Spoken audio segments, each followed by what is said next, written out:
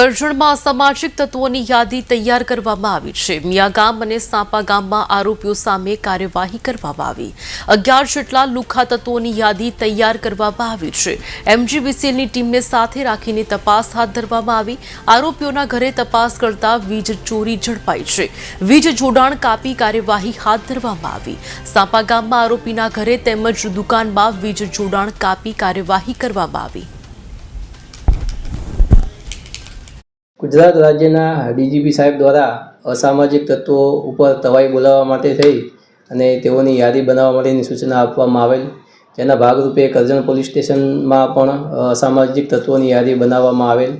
જે યાદી બનાવી ઉપર પહોંચાડવામાં આવેલ અને યાદીઓવાળા ઇસમો ઉપર કાર્યવાહી કરવાની ડીજી સાહેબ તરફથી જે સૂચના આપવામાં આવેલ, જેના ભાગરૂપે છેલ્લા 2 દિવસમાં કરજણમાં સતત વાહન ચેકિંગ કરવામાં આવેલ અને વાહન ચેકિંગ દરમિયાન લગભગ 30 જેટલા વાહનો ડિટેન કરવામાં આવેલ અને આજરોજ જે યાદી તૈયાર કરેલી છે એ પૈકીના 2 ઇસમો, એમાં એક ઇસમ છે કેસરીસિંહ ઉર્ફે કરણસિંહ સિંધા કે જે મિયા ગામના રહેવાસી છે। તે વ્યક્તિ ઉપર કુલ 6 શરીર સંબંધી ગુના બનેલા છે। તે વ્યક્તિ પોતાના ઘરે ગેરકાયદેસર વીજ કનેક્શન વાપરે છે એવી માહિતી મળેલ।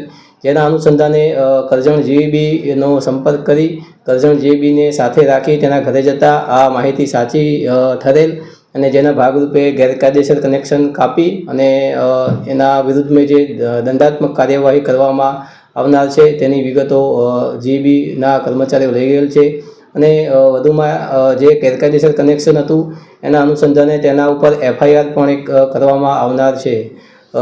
અન્ય એક ઇસમ હતો જે અસામાજિક તત્વોની યાદીમાં છે એ છે ઇમરાન દાઉદ પટેલ કે જે સાપા ગામનો વતની છે અને જે ભૂતકાળમાં ગૌવંશ અને ગૌ હત્યાના ગુનામાં અગાઉ પકડાયેલો હતો 2 વાર।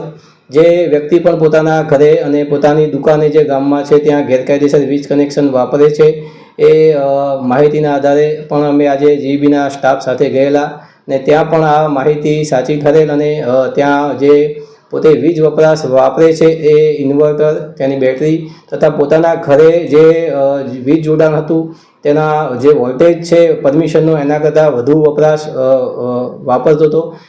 જેનું પણ સર્વે કરી અને તેના વિરુદ્ધ પણ રોકડ દંડ અને એફઆઈઆરની કાર્યવાહી જીબી દ્વારા કરવામાં આવનાર છે। કેટલા અસામાજિક તત્વોનું લિસ્ટ બનાવ્યું? કુલ કરજણ પોલીસ સ્ટેશનમાં અત્યાર સુધી 11 અસામાજિક તત્વોનું લિસ્ટ બની ગયું છે।